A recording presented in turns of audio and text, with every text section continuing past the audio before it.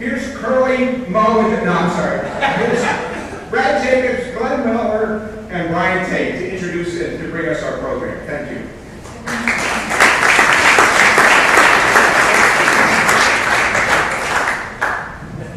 Thank you, Al.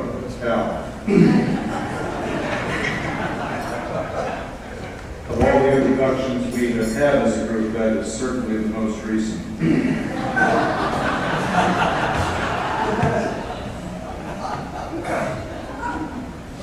Wikipedia, that great if imperfect source of all knowledge in the modern age, defines legacy as something transmitted by or received from an ancestor or predecessor or from the past. Not a bad start. As we said in our little blurb about today's program, everyone cares about their legacy to one degree or another, however they define that word. Most of us care about how we will be remembered or what we have transmitted and what will define that memory for our friends, our families, and even those who come after them. People will remember what we believed and what we acted on. They will remember what we stood for, what we left behind as reflected in the lives we touched, and perhaps even transformed. And what we do with our financial resources after our deaths is without question part of that potential legacy. In fact, that is the original definition of the word legacy. It is specifically about leaving financial resources to those who would come after you for the betterment of society. When I made the move in my career from parish ministry to the ministry of philanthropy, people often asked me how it was that I could possibly ask other people for money day in and day out. I said that in truth, I didn't see my current work as being all that different from my past work. In the parish, particularly from the pulpit, I would often invite people to consider where God was calling them in their lives, what they were being called to do with the gifts with which they had been endowed. My job was to raise the question. It was theirs to decide on the response.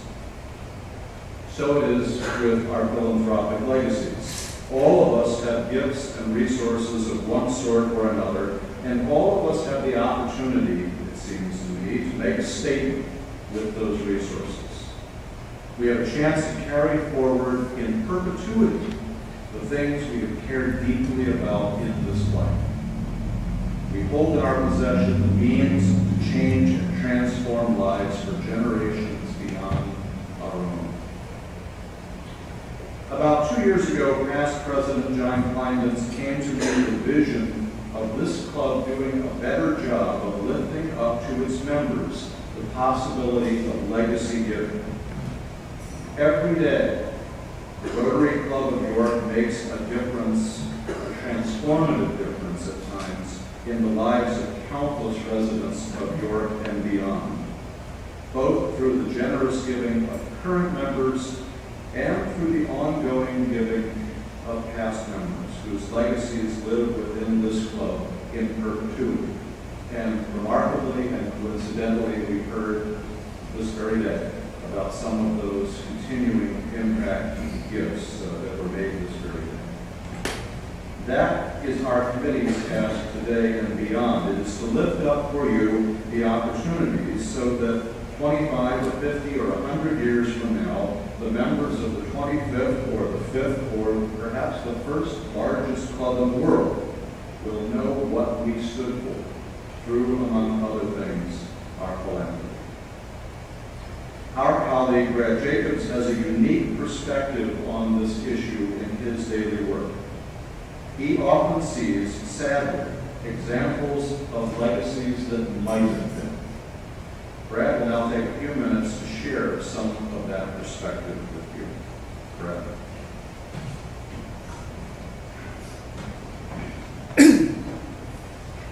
Thank you, Glenn. Good afternoon. I have a small PowerPoint sort of to share good with a remote at home.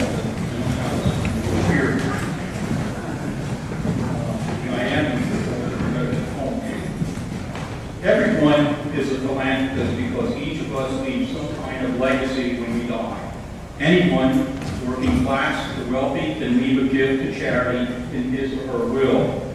You have probably heard this often overused quotation attributed to Ben Franklin.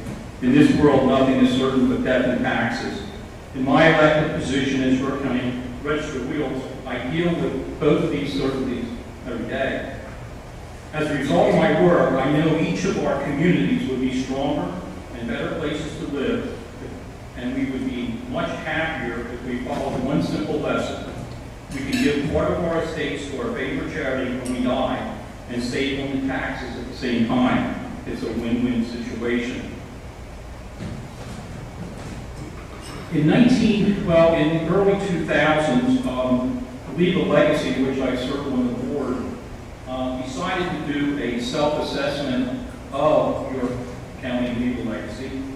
And our friend and fellow Rotarian, Dr. David Tate, led a team of York College students from his program design and evaluation class through the project reviewing estates in my office, just to see how charitable York County is after death.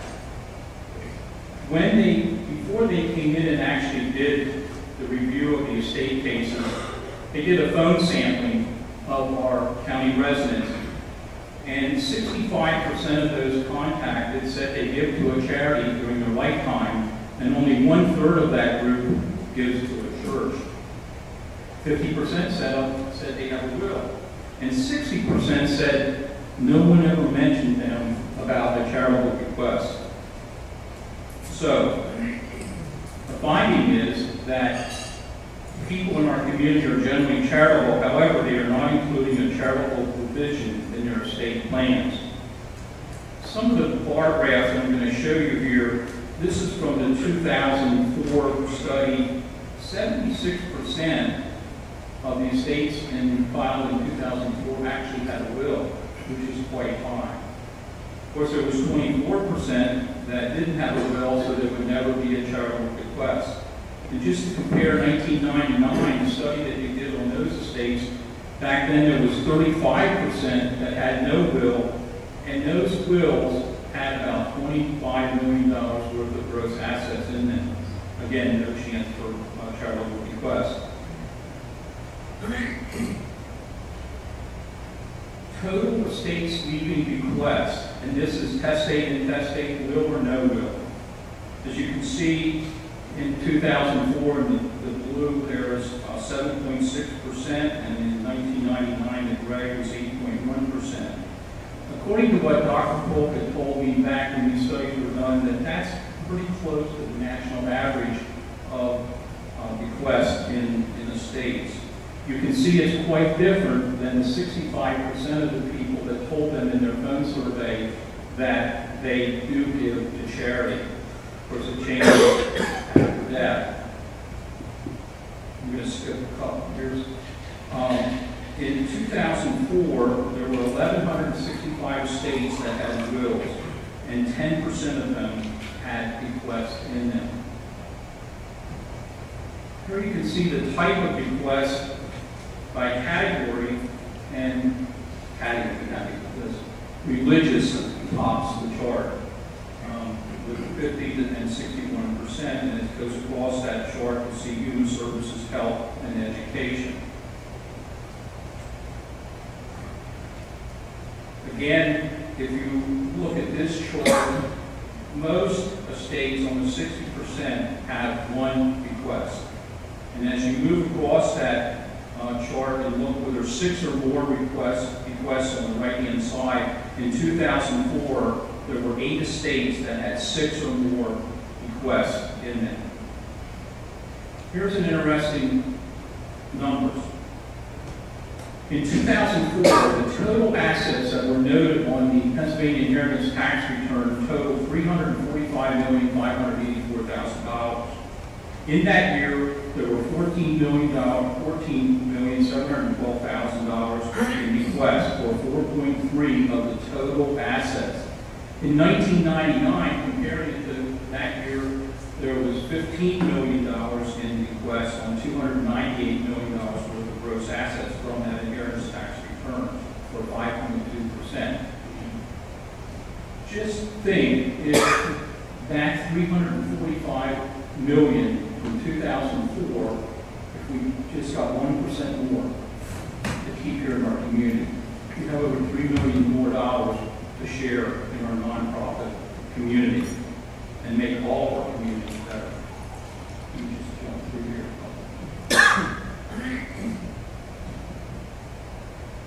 I know those numbers look small on there, but these, I think, will bring you to the edge of your seat. I took this office in 2000. Since taking that office in the past 15 years, York County, I apologize, Representative, York County has sent to the Department of Revenue $297 million in inheritance tax on 28,000 estates. That's just York County. Now, when you see the Wells Fargo stagecoach go up 83 every day, that's our money bag going north. Okay? So look out there. Every day there's a deposit, every day it's swiped. Now, there's 67 counties in Pennsylvania. Those are the numbers for all 67 counties in our Commonwealth for inheritance tax collections. $800 million. Every year, there are probably 20, 30, 40 legislative bills proposed in Harrisburg to eliminate inheritance tax or to step it down. Do you really think their hearts into eliminating this type of tax when there's really nothing they have to do to turn the spigot on when money just keeps coming out every day? So remember those numbers. It's just overwhelming when we share this across the community. It's mind-shaking. I put on your table a blue pamphlet from the Department of Revenue and Inheritance Tax Division. I have extras if they're all going on your table. It's also here at that table following the program. And I'm going to close with Winston Churchill's quote, "We make a living by what we get, or we make a life by what we give." And I hope that you remember that Churchill quote in today's program and in the future. And it's now my pleasure to turn the program over to Bryan Tate, who will now speak about our Rotary members who have passed on and are members of our legacy.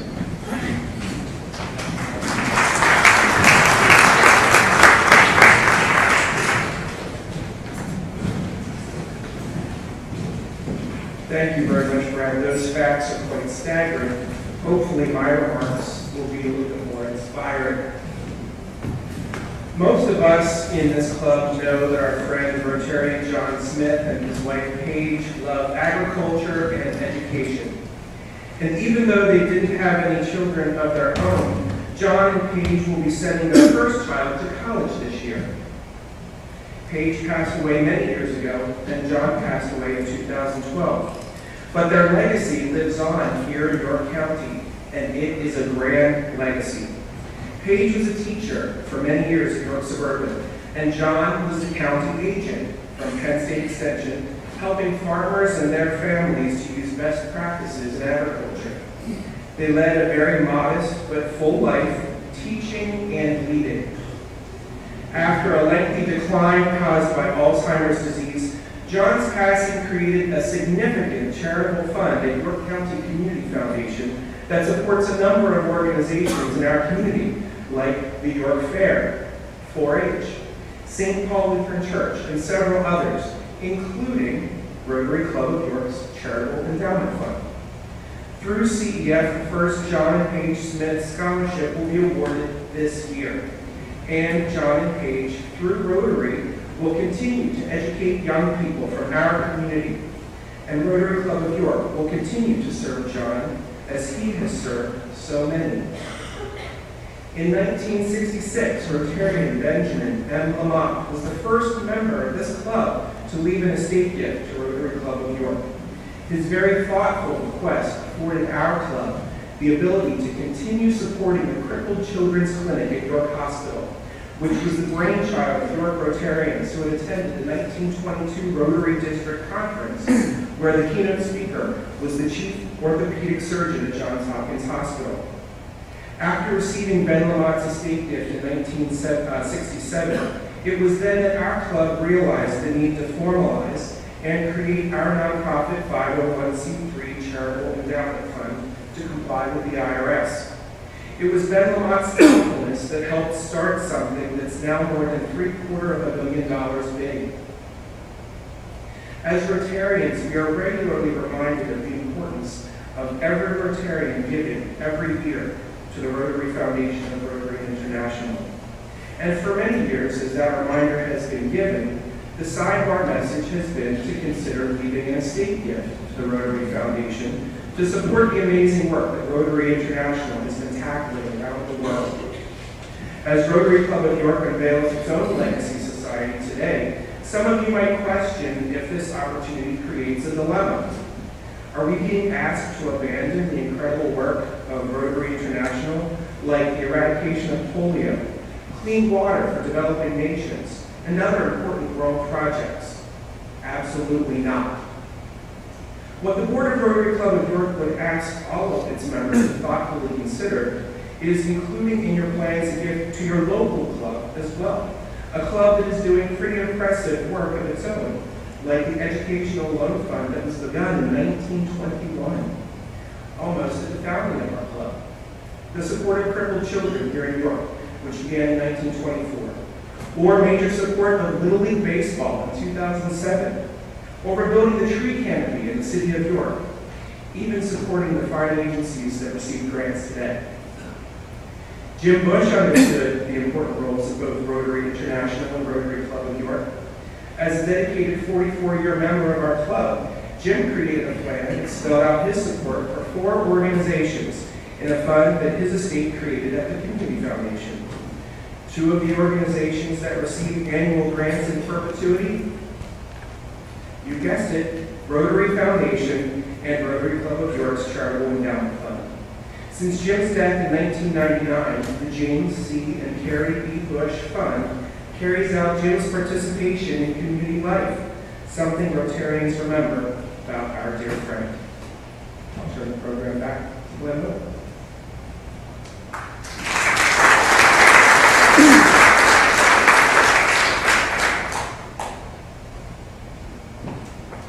Thank you, Bryan. Back in seminary, my homiletics professor liked to say that every good sermon, if it was any good, should end with a call to action. Well, if our little dialogue sermon today has been any good, we hope that it inspires you to act. And let me say that if nothing else that we've said today is inspirational to you, I hope that that one slide of graphs showing that in York County, over 90% of all of the estates had no charitable gift provision, and therefore resulted in the enormous estate tax numbers that you saw projected. If nothing else inspires you, I hope that does. If you don't need a dime to the Rotary Club of York or to Rotary International, leave it somewhere for the benefit of this community. On your tables today are brochures outlining how you can act on what you've heard today if you feel so called. I will not walk you through that brochure step by step, but I do want to point out a couple of things. First, estate gifts can be left directly to the Rotary Club of York for support of general operations. Now, as the brochure points out, because Rotary Club of York itself is not a not-for-profit corporation, such gifts would not, technically speaking, be considered charitable. But they would help to ensure support for general operations in the future, and for many of you, that might be something that you feel passionately about. Secondly, through the Rotary Club of York Charitable Endowment, however, an estate gift can support any number of current charitable projects. Or you can establish a fund with as little as $25,000 to support a charitable initiative of your own choosing, which the club would then manage. As you all know, we currently have a number of wonderful projects and causes that that your state commitments can go to support, some of which we heard about today. But if you have a passion for something that we are not currently doing, you can change that by establishing a fund for any charitable purpose that matches up with your passions and convictions.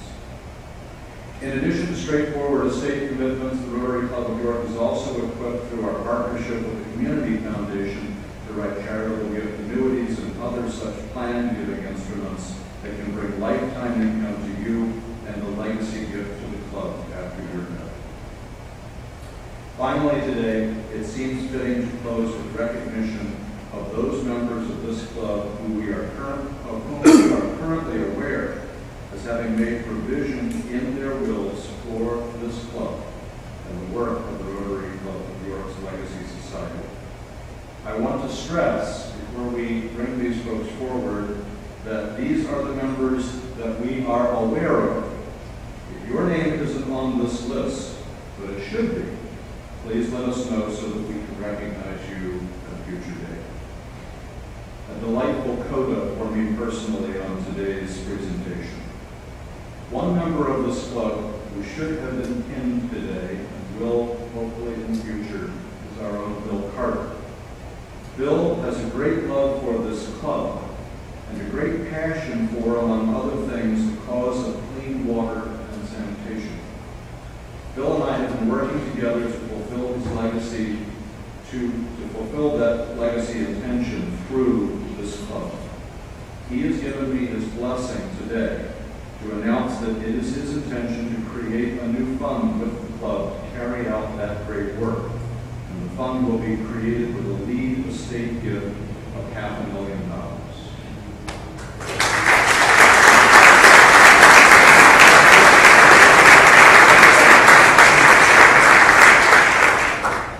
And now I invite my colleague Bryan back to the podium, and Bryan will read the names of those being pinned today as members of the Legacy Society of the Rotary Club of York.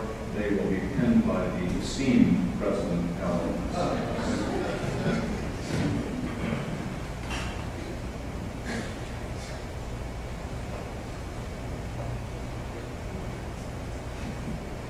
I'd first like to read the names of 5 Rotarians who are being posthumously inducted today into our Legacy Society. They are Benjamin M. Lamont, James C. Bush, Edwin P. Mangold, Sanford M. Cronick, and John T. Smith. Please help me welcome these members of our former members of our club into our Legacy Society.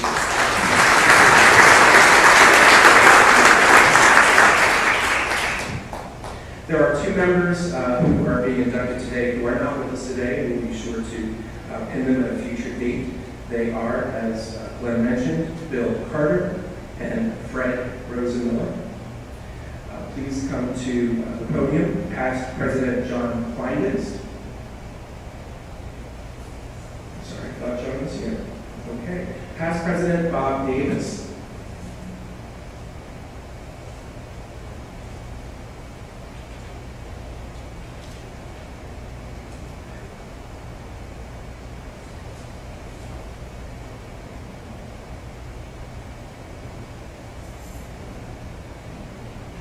Next, Patty Bruni.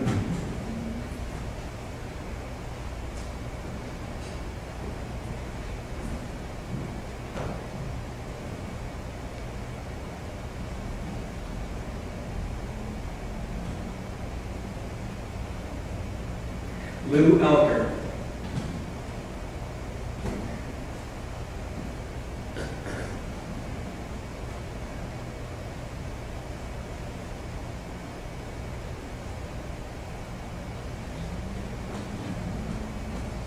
And President Al Sykes.